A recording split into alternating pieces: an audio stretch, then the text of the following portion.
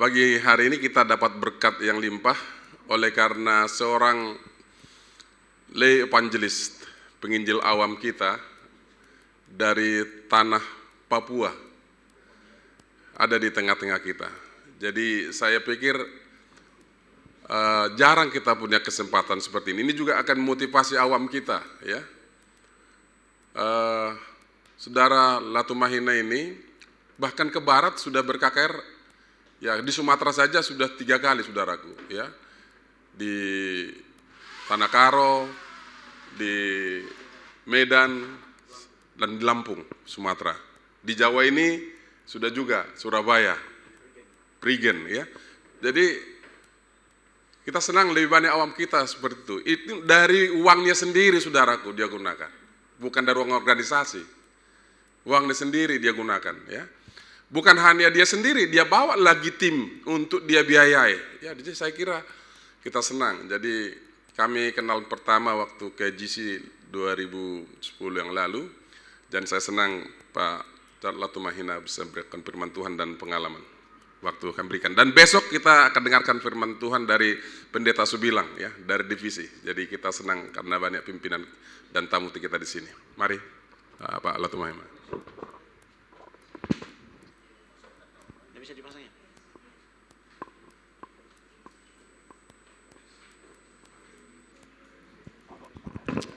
Selamat pagi. Shalom. Hari ini saya sangat berbahagia. Kenapa? Karena untuk pertama kalinya saya ada di kantor besar begini, bertemu dengan pimpinan-pimpinan dari Uni Barat yang tidak pernah terpikir dalam pikiran saya, Pak. Tadi malam saya ketemu dengan Pak Pendeta Sianipar, langsung ditangkap. Besok yuk renungan. Waduh, ya mau tolak salah-salah, Pak. Ya. Jadi saya harus siapkan.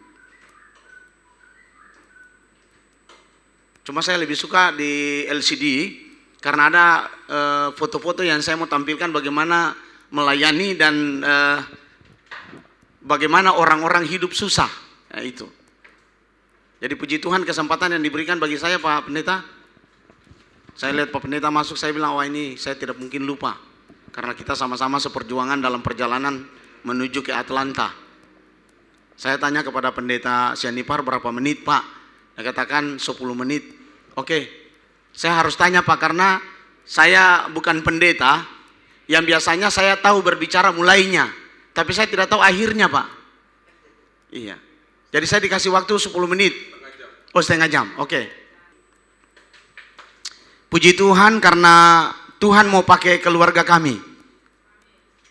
Kami pernah hidup tidak punya makanan, Bu. Iya. Tidak punya sebutir beras. Tidak ada sedikit minyak di kompor untuk nyalakan kompor. Istri saya dari Muslim. Dia bisa tinggalkan saya. Tapi puji Tuhan, saya punya Tuhan yang luar biasa, yang membuat hatinya begitu teguh sehingga bisa menghadapi suasana yang sangat sulit. Suasana yang sangat sulit. Di Makassar pekerjaan tidak tetap. Saya seorang engineer sipil, tapi tidak punya pekerjaan tetap. Jadi sangat sulit dan berbagai macam kendala di dalam kehidupan, sakitlah dan macam-macam. Jadi di Makassar itu lebih banyak kami hidup dari belas kasihan orang lain. Karena tidak punya pekerjaan tetap, Pak. Dan akhirnya saya harus berangkat ke Timika. Saya berangkat ke Timika, itu pun sakit-sakit di sana juga. Sampai istri dan anak-anak harus datang tahun 2003. Tapi puji Tuhan, Tuhan tidak biarkan umatnya menderita melebihi kekuatannya. Itu. Jadi di Timika sakit-sakit juga, Pak.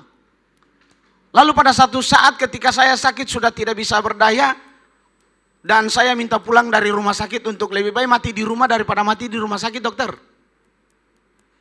Kebetulan istri saya dan anak-anak datang supaya mereka menyaksikan saya mati di rumah.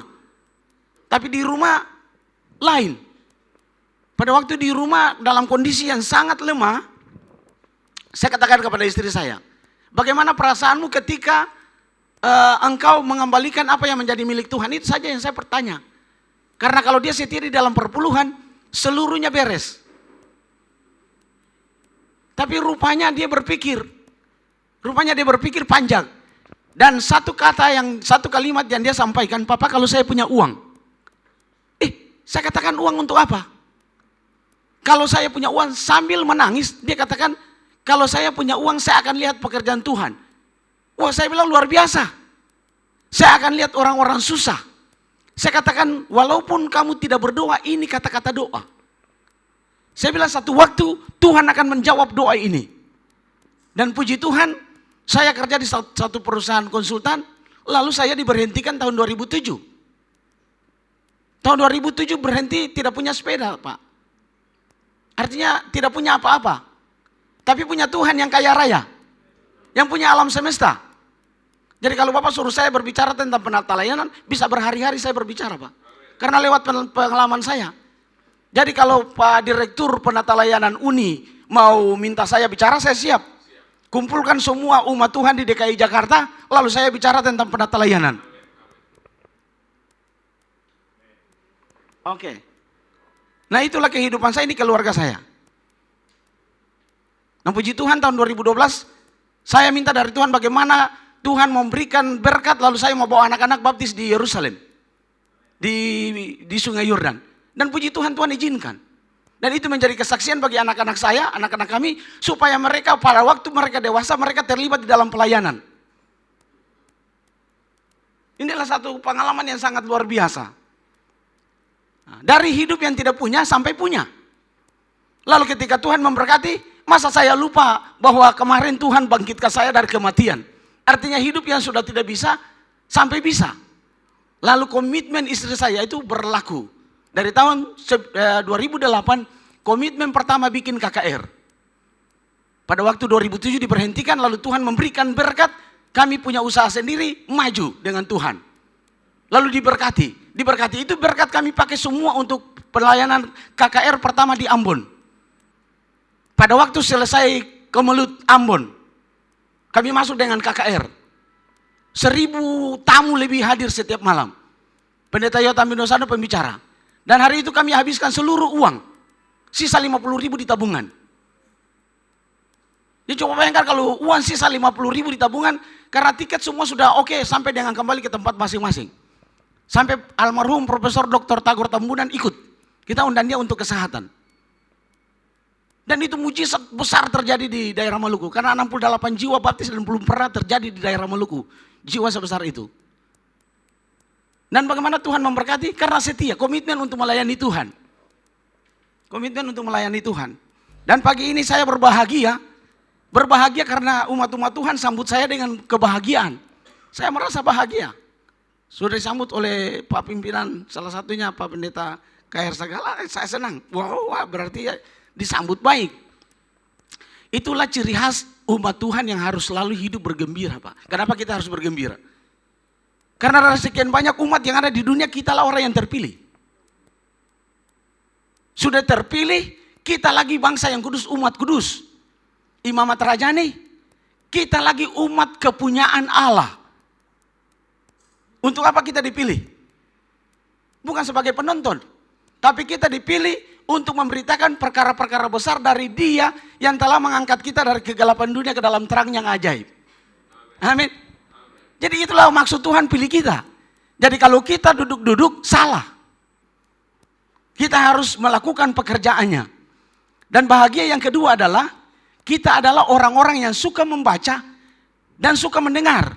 Apa yang kita baca? Firman Tuhan. Apa yang kita dengar? Firman Tuhan.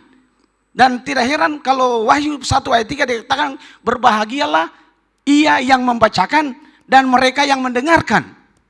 Mendengarkan apa? Kata-kata nubuat. Mengingat waktu sudah semakin dekat. Waktu apa yang sudah semakin dekat? Kedatangan Yesus. Tapi mengapa Yesus belum datang? Ini pertanyaan untuk kita semua. Mengapa Yesus belum datang? Injil kerajaan itu akan disampaikan ke seluruh dunia, menjadi kesaksian, baru tiba kesudahan. Tapi Injil itu tidak bisa berjalan kaki sendirian. Kitalah yang telah dipilih harus membawakan berita itu kemana-mana. Baru Yesus itu datang. Amin. Amin.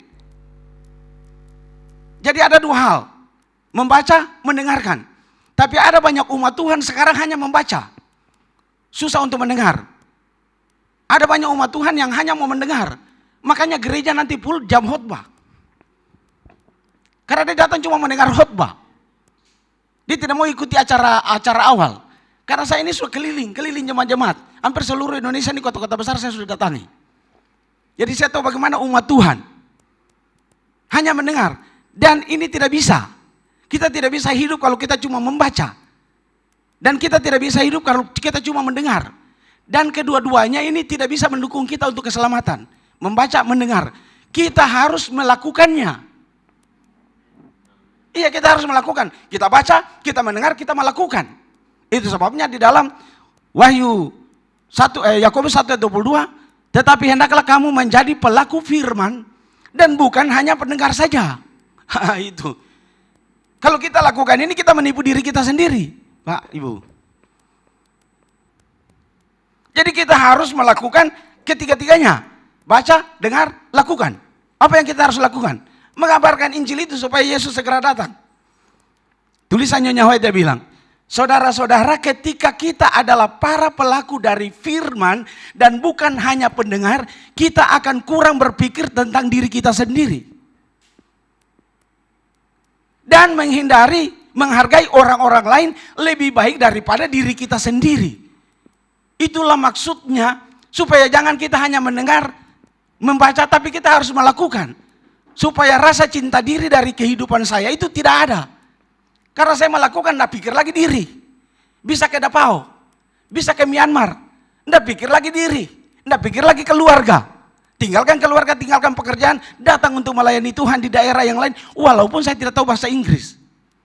Saya sudah ke Amerika, Pak, Pendeta Sagala, tapi saya tidak tahu bahasa Inggris. Iya. Itu sebabnya waktu masuk X-ray barang-barang kami di San Francisco, dia tanya, what?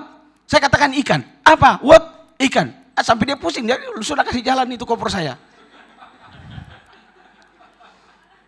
Karena nasihat dari Pendeta Sagala waktu itu yang saya ingat, kalau setengah-setengah bahasa Inggris, bilang Jo itu bahasa Indonesia. Jangan bahasa Inggris. Supaya tidak sulit. Jadi bahasa Indonesia saya sampaikan. Pada saat beliau punya koper dipindahkan ke tempat harus diperiksa saya punya lolos. Lalu saya katakan, makanya Pak Pendeta, kalau tahu bahasa Inggris itu setengah-setengah, full. Jangan setengah-setengah supaya tidak ditahan. Itulah gunanya. Jadi prinsip saya adalah English is a problem. But I believe that God give for me the power and the Holy Spirit. Ya, itu guru saya, Pendeta Si bilang. Nah, jadi saya belajar little by little and I can speak. Inilah tulisannya Nyonya White. Jadi kita punya rasa cinta diri itu kurang. Ibrani 2 ayat 1 dan 2.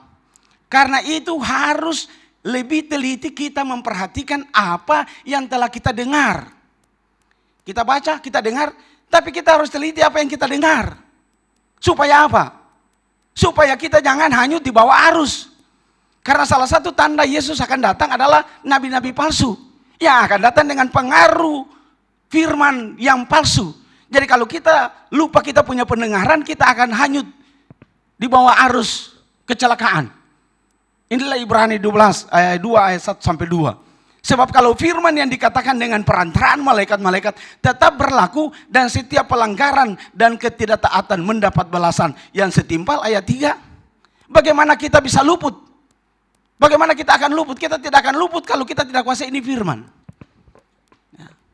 Jikalau kita menyanyiakan keselamatan yang besar itu, sebesar itu, yang mula-mula diberitakan oleh Tuhan dan oleh mereka yang telah mendengarnya kepada kita dengan cara yang dapat dipercayai, sedangkan Allah meneguhkan kesaksian mereka oleh tanda-tanda dan mujizat-mujizat dan oleh berbagai-bagai pernyataan kekuasaan dan karena Roh Kudus yang dibagi-bagikannya menurut kehendaknya. Saya kalau melakukan pekerjaannya, saya mendapat kuasa full dari Tuhan. Karena saya bukan seorang pendeta. Saya tidak pernah belajar tentang ilmu berkhotbah. Dan firman ini masuk di dalam pikiran saya, dapat kuasa, dapat Roh Suci untuk saya bisa berbicara. Itu sebabnya saya tidak takut lagi untuk berbicara dan tidak takut mati. Kenapa? Kalau saya sudah berdiri di sini, tidak akan pernah 2 kali kesempatan saya berdiri di sini. Makanya saya sudah sempat bikin KKR di mana-mana. Begitu Pak Pendeta. Jadi kalau Pak Pendeta punya undangan tadi, nanti saya akan usahakan jadwal saya kasih tahu sama saya punya manajer istri saya Pak Pendeta. Dan manajer akan jadwalkan. Jadi semua mereka yang undang saya masuk ke manajer, dia tentukan jadwal saya. Ya berangkat. Kemarin saya dari Jakarta, dia bilang tinggal di Jakarta dulu. Ada orang yang mau pertemukan kamu dengan Bupati. Oke, ya saya tinggal. Tapi berita dari pagi, yuk pulang sebentar karena Bupati tidak jadi, Bupati harus berangkat emergensi ke Timika. Jadi saya dengar selalu sama manajer saya. Yang tadinya hidup susah, sekarang dia yang perintah. Berangkat. Nah, itu. Jadi saya katakan hari ini saya akan bicara di kantor Uni. Jadi you punya pekerjaan adalah berdoa. Ya. Nah, sebab aku telah memberikan satu teladan kepada kamu supaya kamu juga berbuat sama seperti yang telah kuperbuat. Inilah Yesus punya cara kerja yang Yesus mau kita melakukan seperti ini. Bagaimana caranya? Ini. Kristus adalah teladan kita. Ia memberikan hidupnya sebagai satu korban bagi kita. Dan ia meminta agar kita memberikan hidup kita sebagai korban bagi orang lain. Ini tegas Pak. Puji Tuhan karena Tuhan memberikan waktu bagi saya untuk baca-baca itu Roh Nubuat. Ada tulisan-tulisan untuk pendeta juga. Karena pendeta yang minta jadi saya tulis untuk pendeta juga. Saya baca untuk pendeta nanti. Dengan demikian kita dapat membuat sifat cinta diri. Lagi-lagi penata layanan Pak. Yang senantiasa hendak ditanamkan setan di dalam hati kita. Nah itu. Jadi karena Kristus sudah berkorban, marilah kita berkorban seperti Kristus berkorban. Inilah teladannya yang kita harus ikuti. Ada kutipan, Tuhan tidak akan memberkati kita kalau kita tidak melakukan pekerjaannya. Apa yang dia lakukan ini? Juru selamat kita pergi dari rumah ke rumah. Apa yang dia lakukan? Menyembuhkan orang sakit. Di dalam pelayanan kami selalu kalau doa untuk orang sakit pasti sembuh. Karena ini dia lakukan. Dia berikan kuasa untuk penyembuhan. Dia izinkan kita melakukannya supaya nama Tuhan dipermuliakan. Dan semua yang kami keluarga lakukan itu untuk Tuhan, bukan untuk pribadi. Yang kedua, dia menghibur yang bermuram durja. Yang ketiga, dia mengobati yang menderita. Berikut, membicarakan damai sejahtera bagi yang berduka cita. Ia mengambil anak-anak kecil di lengannya dan memberkati mereka. Dan membicarakan kata-kata pengharapan dan menghibur para ibu yang penat. Dengan kelemah lembutan dan kebaikan tanpa pamrih, ia menemui setiap bentuk celaka dan penderitaan manusia. Dan ini saya berusaha untuk praktekkan apa yang dia lakukan. Dan metode yang paling berhasil adalah metode Yesus. Di dalam Ministry of Healing halaman 143 ayat paragraf 3. Juru selamat bergaul dengan manusia bagaikan seorang yang merindukan kebaikan mereka. Jadi kita harus bergaul dengan orang itu. Tahu dia punya kebutuhan apa. Ia menunjukkan simpatinya bagi mereka. Ia melayani keperluan-keperluan mereka. Dan memenangkan keyakinan mereka. Baru dia katakan follow me. Itu bahasa Inggris saya tidak lupa, follow me. Iya Pak. Ikut aku. Bagaimana orang mau ikut Tuhan kalau dia dalam keadaan lapar Pak? Bagaimana orang mau ikut Tuhan kalau tidak ada sendalnya untuk ke gereja? Nah kita harus penuhi itu, baru kita mengajak dia ikut Yesus dan tidak ada hal yang menghalangi dia untuk ikut Tuhan. Itu yang saya praktekkan. Saudara lihat rumah ini. Bagaimana perasaan saudara kalau saudara lihat orang tinggal di rumah seperti ini? Ini di Palu. Saya menangis melihat keluarga ini. Saya tanya, kalau ibu dalam kondisi hujan, ibu tinggal di mana? Dia katakan dia berdiri cari tempat di mana yang tidak kena basah. Tidak ada satu potong kayu pun yang dapat duduk menjadi bangku di rumahnya. Jadi apa yang saya lakukan? Saya duduk di atas tanah. Bersila di atas tanah. Harus dilakukan. supaya mencari simpatinya. Boy, inilah Tuhan, inilah Yesus punya kerja. Ketika anaknya ini sakit, saya katakan, kenapa tidak pergi ke KKR? Anak saya sakit. Boleh saya berdoa? Jadi anaknya digantung di ayunan yang pakai sarung. Cara dulu. Saya berdoa, bertelut di atas tanah. Lalu berdoa, peluk dia punya sarung. Tuhan, ini tangan berdosa. Tapi kalau Tuhan izinkan kesembuhan terjadi, akan terjadi. Dan tidak ada satu orang pun yang bisa menghalangi. Kuasa kegelapan pun tidak akan yang menghalangi. Karena kuasamu lebih besar. Dan anak itu sembuh. Sembuh, diundang ke KKR. Dia datang ke KKR. Dan apa yang terjadi? Dia dibaptiskan. Bukan dia saja dan seluruh keluarganya. Karena kita memperhatikan dia. Memberikan kebutuhannya. Memenuhi kebutuhannya. Mari ikut aku, Yesus bilang. Ikut dia. Ini Oma 24 tahun usir anaknya dari rumah di Manado. Karena anaknya umur 17 menerima kebenaran. Dia katakan, keluar dari rumah, mulai hari ini namamu dicoret dari keluarga Gosal. Dicoretlah namanya. Selama 24 tahun dia dengar firman, tapi dia keras kepala. Dia tidak mau menerima Yesus. Lalu kami datang di tempat itu. Saya tarik kursi. Dia duduk sendirian di bawah pohon, saya tarik kursi, saya berbicara dengan dia. Saya katakan kepada ketua jemaat, you berdoa sementara saya bicara. Dan terjadi mujizat. Saya katakan, Oma, tahu kenapa Oma umur 82? Enggak. Dia hanya jawab dengan menggeleng atau mengangguk. Saya sampaikan, Oma umur 82 karena Tuhan izinkan supaya Oma bertemu dengan pembicara yang botak ini. Di sana dia tersenyum. Waktu dia senyum, saya masuk dengan firman. Beritakanlah baik atau tidak baik cuaca. Itu. Nah, ini.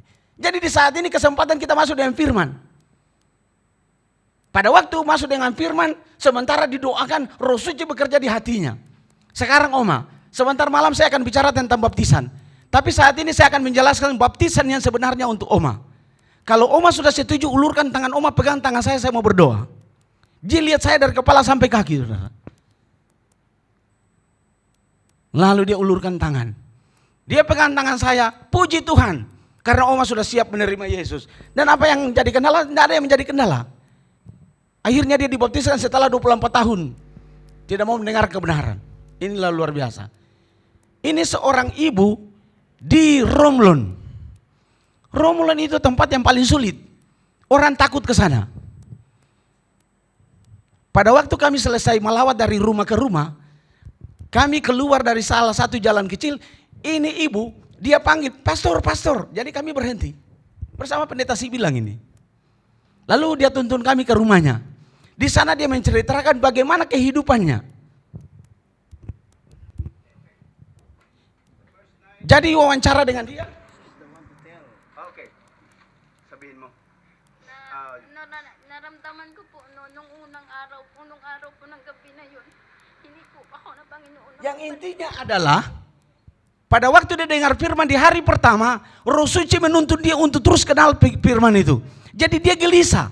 Jadi yang tadinya orang-orang hendak membenci dia, orang-orang yang mau bikin susah dia rasa tenang. Lalu saya tanya kepada dia, apakah ibu sudah siap untuk menerima Yesus? Oh siap. Apakah ibu akan mendengarkan firman Tuhan sampai dengan hari Sabtu? Siap. Apakah ibu sudah siap terima Yesus? Siap. Dan apa yang terjadi? Dia baptiskan. Kita memberikan perhatian kepada dia, memberikan semangat berdoa untuk mendapat kekuatan. Dia percaya itulah firman. Itulah kebenaran. Dan dia dibaptiskan, bukan dia saja. Yang baju biru ini saudara perempuannya. Yang baju hijau ini orang yang sudah sakit 10 tahun. Pak Pendeta, berapa tahun? 15 tahun. Sakit dimasuki kuasa kegelapan. Tapi puji Tuhan dia juga dibaptiskan. Karena kita datang ke rumahnya, memberikan semangat. Lalu melawat di gunung-gunung. Ini perjalanan. Itu pendeta di pojok sana itu, di atas dia baju kuning itu. Karena motor tidak bisa sanggup untuk 2 orang di atas. Jadi harus turun jalan. Jadi saya juga terpaksa turun, kasih turun perut juga. Jadi jalan supaya perut ini turun. Dan puji Tuhan, inilah kondisi yang kita datangi. Di gunung-gunung, inilah rumah mereka. Rumah yang sangat sederhana. Bukan sangat sederhana, sangat-sangat sederhana. Inilah kondisi mereka. Datang melawat mereka, berdoa, bergembira bersama dengan mereka, dan mereka dibaptiskan. Dari kelompok ini ada 10 dibaptiskan, harusnya 15. Tapi karena acara baptisan malam Sabat itu ada keluarganya meninggal, jadi 5 saudara bersaudara itu nanti hari Sabat ini baru dibaptiskan. Berdoa untuk orang sakit. Ini sudah 20 tahun lumpuh. Datang berdoa. Dan puji Tuhan, Tuhan memberkati. Ini datang di rumah-rumah. Ada kebanyakan umat Tuhan yang kalau lihat kondisi begini dia tidak mau masuk di rumah itu. Tapi puji Tuhan, Tuhan mau pakai kami untuk melayani dia. Dan dari keluarga ini ada 3 bersaudara yang dibaptiskan. Ini orang sakit tadi. Datang ke rumahnya berdoa, senda gurau bersama dengan dia, ketawa-ketawa dengan dia, minta dibaptiskan, dia dibaptiskan. Karena dia percaya bahwa inilah kebenaran. Kita harus menunjukkan simpati kepada dia. Tunjukkan empati kepada dia, dan dia menerima Yesus itu. Karena yang kita sembah ini Yesus yang hidup, bukan Yesus yang mati. Ini kita datangi orang yang sudah sakit kanker. Kita berdoa dengan dia senang. Lihat kondisi rumahnya, saudara. Saya lebih banyak menangis. Ini pelayanan seorang kaum awam. Ini pendeta 15 tahun belum diangkat. Tapi pekerjaannya sangat luar biasa. Pendeta Tony Tabalos di Dapau. 15 tahun, apa dia bilang? Pacak, saya kerja untuk manusia, bukan untuk manusia, tapi saya kerja untuk Tuhan. Jadi saya tidak pusing, dia mau bayar atau tidak, saya tetap kerja untuk Tuhan. Hidup saya juga, siapa yang bayar saya? Tuhan yang bayar saya, organisasi tidak bayar saya. Saya ke Dapau, saya ke Romlon, bukan pendeta yang bayar saya. Bukan pendeta yang sediakan saya tiket, tapi surga yang sediakan saya tiket. Jadi untuk apa saya takut? Dia adalah sumber berkat. Tinggal saya minta. Dan setiap kali pelayanan yang saya lakukan, Tuhan perintahkan berkat masuk ke dalam usaha saya. Ulangan 28 ayat 8. Aku akan perintahkan berkat masuk di dalam usahamu. Siapa yang mau larang kalau Tuhan yang perintahkan? Enggak ada satu manusia pun yang larang. Biar perusahaan konsultan adalah banyak di Timika, tapi kalau Tuhan katakan inilah Tumahina punya berkat, tidak ada satu manusia pun yang akan larang. Sehingga saya bergembira terus di dalam melayani dia, karena berkat terus datang. Saya melayani di sana, ada perintah lagi dari kepala dinas. Suruh buat 300 rumah, desain 300 rumah karena kita akan okekan di kementerian. Perintah. Saya membantu mendampingi pendeta Sibilan di Sangir. Sementara saya melayani, perintah datang, ambil ini berkat. Berapa berkatnya? 700 juta. Pendeta, ini baru saya kasih tahu dan pendeta tidak tahu berapa jumlahnya. Berapa harga tiket saya ke Sangir? Sedikit. Tapi berapa yang Tuhan kasih? Berkali-kali lipat. Ayub hanya 2 kali, tapi Latumahina berkali-kali lipat, saudara. Iya. Jadi kalau Bapak mau minta supaya saya bicara tentang penata layanan, oke, saya siap untuk itu. Ini tempat di mana kelompok kecil belajar di sini. Ada televisi di belakang sana, mereka buat karaoke. Karaoke supaya hiburan orang kampung. Selesai karaoke, mereka belajar firman Tuhan. Mereka belajar firman Tuhan. Jadi bergembira bersama dengan mereka. Inilah yang Tuhan mau kita lakukan. Kita lakukan apa yang mereka punya keinginan. Kebutuhan mereka apa? Bergembira, mari kita bergembira bersama-sama. Dan saudara tahu berapa yang dibaptis dari kelompok ini? 15. Ini saudara, jadi luar biasa pelayanan. Nah, ini lain lagi. Ada orang keluarga yang tinggal di tepi kali, sungai. Inilah keadaan rumah mereka. Mereka punya pekerjaan hanya bambu, kursi bambu. Kursi bambu. Hidup keluarga mereka, bapak-bapak, ibu sekalian, kalau lihat rumah seperti ini sudah bisa bayangkan kehidupan mereka seperti apa. Kehidupan mereka seperti apa, kita bisa pastikan. Dan inilah pekerjaan mereka. Rumah mereka sangat-sangat bukan sederhana lagi, tidak ada tipe rumah seperti inilah, saudara. Saya seorang engineer bangunan, belum pernah saya gambar rumah seperti ini. Iya, belum pernah saya desain rumah seperti ini. Jadi ini satu hal yang sangat luar biasa. Saya tanya berapa harga kursi? 1.800 peso. Oke, saya beli 1 sen. Saya kasih 2.000 peso. Lalu dia tanya, mau kemana kursi ini? Saya katakan tidak, saya titip di sini, saya simpan di sini. Entah dia mau jual atau tidak, saya kasih harga kursi 1 sen. Apa yang dilakukan? Dia bertobat 9 orang. 9 orang bertobat dari tempat ini. Dan ada banyak lagi yang saya tidak bisa saksikan karena waktu sudah hampir selesai. Sudah hampir finish. Terus saja Pak, terus saja. Ini baru beberapa menit terus lagi. Apalagi kalau bilang penata layanan. Jadi Kristus menentukan kepada pengikut-pengikutnya tugas perorangan yang tidak bisa diwakilkan. Kita tidak bisa diwakilkan karena Yesus mati untuk pribadi saya. Saya tidak bisa wakilkan untuk istri saya, lakukan itu. Tapi kita harus bekerja perorangan untuk menyelamatkan orang lain. Tanggung jawab perorangan usaha pribadi, pengorbanan perorangan adalah tuntutan Injil. Ministry of Healing. Kutipan yang berikut. Allah telah menjadikan kita semua penata layannya. Nah, ini penata layanan lagi Pak Pendeta Jennifer. Dan ini tidak memberikan kita hak untuk mengabaikan tugas ini atau membiarkan orang lain yang melakukannya. Kita tidak bisa biarkan orang lain melakukannya. Jika kita biarkan orang lain mencapai apa yang Allah telah percayakan kepada kita, maka kita bersalah kepada diri sendiri dan kepada Dia yang telah memberikan segala sesuatu yang kita miliki. Jadi saya bersalah untuk diri saya dan saya bersalah kepada Tuhan yang memberikan saya berkat. Jadi saya harus melakukannya.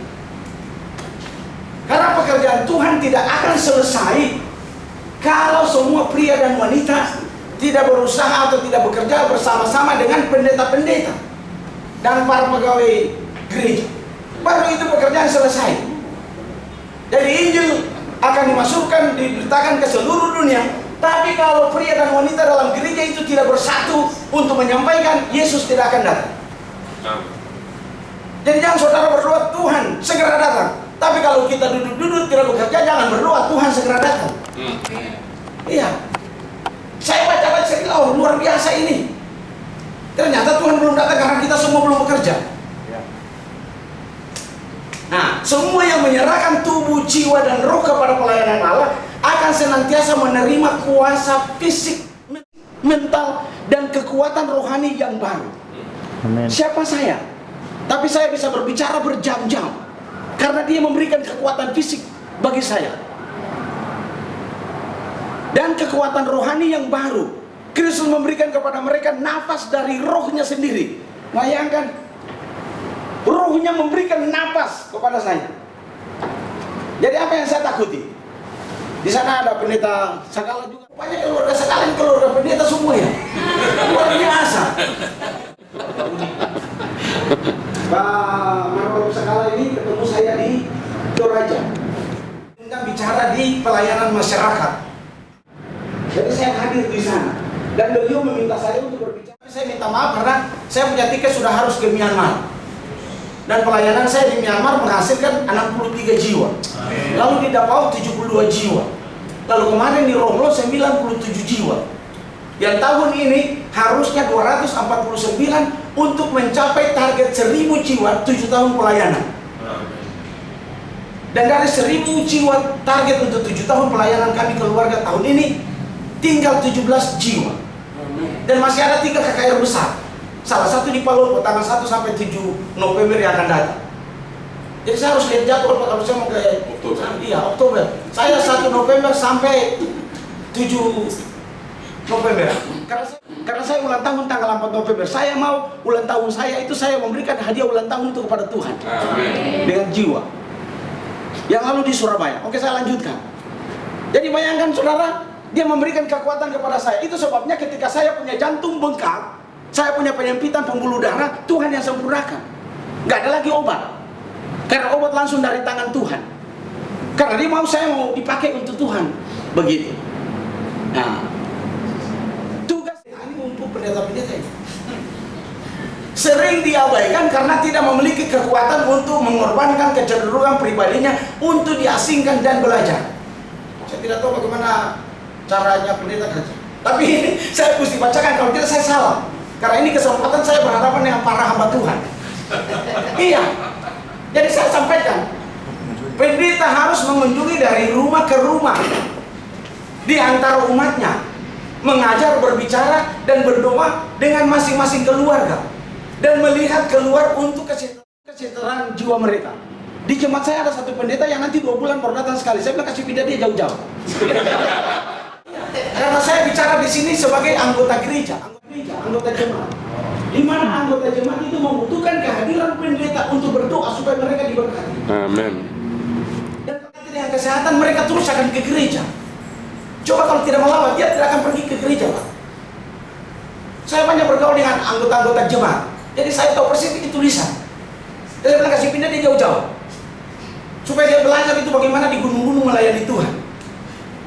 Kehormatan dan kemuliaan yang benar dari hamba Kristus terdiri atas bukanlah dalam jumlah khotbah yang dihotbahkan maupun bukanlah jumlah tulisan yang diselesaikan, tetapi di dalam pekerjaan melayani dengan setia untuk kebutuhan-kebutuhan umat itu. Jikalau ia melalaikan bahagian ini dari pekerjaannya, ia tidak berhak untuk nama pendeta. Oh, kalau bicara dengan pendeta Lubis, oh, wah ini ya panjang O-nya. Karena pendeta Lubis translate saya di Myanmar. 1 minggu saya dengan beliau, 1 minggu lebih 10 hari. Dia banyak berbicara dengan saya. Saya mau berangkat ke Romlon, dia datang di hotel saya berdoa. Cak, di sana itu bahaya, makanan bahaya. Jadi saya harus berdoa. Oh, terima kasih pastor. Minggu lalu kan beliau ada di sini. Jadi saya tidak tahu bagaimana caranya supaya disebut pendeta. Nah, pendeta yang setia dari Kristus mengawasi setiap pos terdepan untuk mengamarkan, menegur, menasihati, meminta dengan sangat untuk memberanikan sesama mereka manusia bekerja dengan roh Allah yang mana bekerja di dalam dia dengan kuat sehingga ia boleh memaparkan setiap manusia sempurna di dalam Kristus. Dengan demikian maka orang itu diakui sebagai seorang pendeta.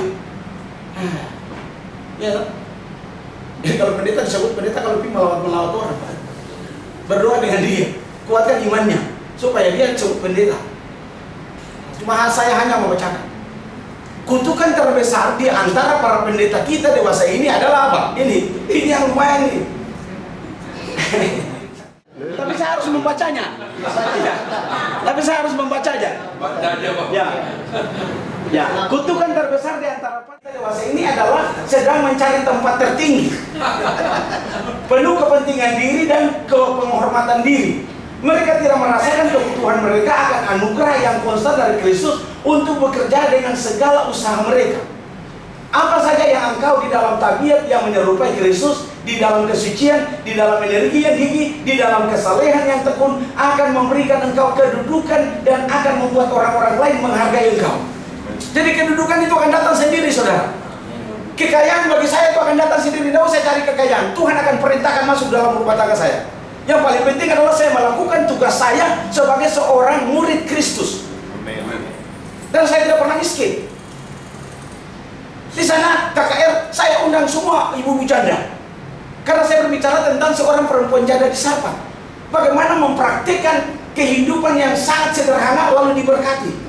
Belajar memberi sedikit daripada yang sedikit. Jadi KKR bukan KKR biasa-biasa, pendata layanan juga masuk ke pendeta. Panggil ibu-ibu janda semua. Wawancara mereka bagaimana kehidupan mereka dengan pengalaman seorang perempuan janda di Sarpat. Sesudah itu bagi-bagi duit. Mereka senang, dibaptiskan. Orang-orang hamil, interview dengan mereka bagaimana mereka punya anak di dalam kandungan, sudah berapa umur, anak laki-laki atau perempuan, lalu putar video tentang proses di dalam kandungan. Sebab ini anak kalau di dalam kandungan terus dia akan mati. Dia harus dilahirkan ke dunia, itulah kelahiran baru. Untuk mereka mengerti tentang bagaimana caranya orang dilahirkan. Dikasih duit, senang, baptis. 4 yang maju, 1 atlet, 3 baptis. Ya Pak Pendeta ya. Ini kesaksian Pak Pendeta ada, jadi saya tidak bisa salah-salah. Jadi pada hari penghukuman yang besar, orang yang tidak bekerja bagi Kristus. Ini untuk semua Pak. Orang yang telah ikut-ikutan, yang penting saya ada di situ, panitia kayak apa kayak. Yang penting darah saya terdaftar Saya sudah kerja. Tapi ingat baik-baik ini tulisan. Tidak memikul tanggung jawab. Memikirkan tentang dirinya sendiri. Menyenangkan dirinya sendiri. Akan ditempatkan oleh hakim seluruh dunia bersama orang yang berbuat kejahatan. Mereka menerima hukuman yang sama. Jadi untuk apa kita jadi umat Tuhan yang dipilih? Kalau kita ditempatkan sama dengan mereka yang tidak kenal kebenaran, rugi kita. Lebih baik kita murtad dari kecil. Lebih baik kita tidak pernah kenal kebenaran dari kecil. Kita sudah dipelihara, sudah bebas dari jantung bengkak, sudah bebas dari pembuluh darah yang sempit. Tuhan memberikan semua segar, lalu kita tidak kerja, mati kita. Nah itu. Dan tulisan yang terakhir, Allah tidak akan menyelamatkan kita. Kalau kita tidak berusaha apa-apa untuk melakukan pekerjaan yang telah dipercayakan kepada kita. Tuhan kiranya memberkati kita semua. Hamba-hamba Tuhan. Karena waktu saya sudah lebih, saya minta maaf. Kalau mau kasih panjang nanti lempar. Amin. Tuhan kiranya memberkati kita semua. Amin. Bahwa kesaksian ini di dalam nama Yesus Tuhan.